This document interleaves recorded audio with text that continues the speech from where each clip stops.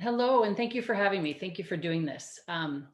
I also want to apologize that I'm going to have to head out after this. I had some other things that I had already committed to, but I so appreciate the chance to speak a little bit. Just real quickly, I grew up in Minnesota. I was involved in politics very early on. My mother strollered me around Minneapolis when she was doing literature drops for local candidates. Um, a good time after that. I spent 4 years in Yellowstone Park, and then I relocated to Gallatin County in 1998. Bought a 600 square foot house here in Belgrade in 99, and it was falling down, and you could punch your fist from outside to inside. So it was in my price point and needed a lot of work. So been working on that for many years, still working on that. When I arrived, most of the properties around me in this ward were, not most, some of them were worn down.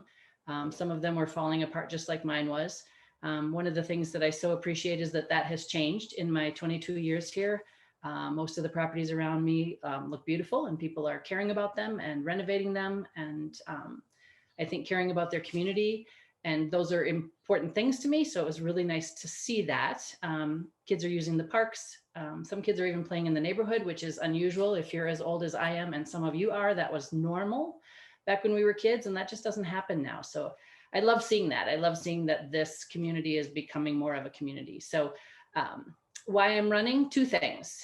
One of them is that Belgrade passed all 3 school levies this year, and that, in my experience here in the 22 years, we generally don't even pass one.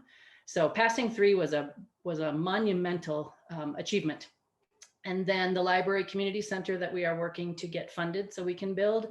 I'm the daughter of a librarian, so I think it's important anyway, but I really believe that that's one of the crucial things for a growing community. So I'm very happy about that. And those 2 things made me think maybe it was time to step up into a role that had more responsibility and more impact.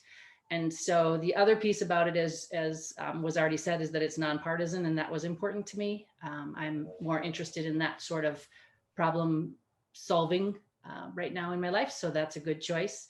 I'm interested in several things, and they're going to be probably the same things everybody's interested in, but in Belgrade, it's maybe just looks a little different. We're growing by leaps and bounds, as everybody knows. And so I'm interested in continuing to have home ownership available to people across multiple socioeconomic levels. I'd like the communities that are being built to feel like communities, to have central places within them where people can meet and kids can play. So I'd like to see that continue here in Belgrade.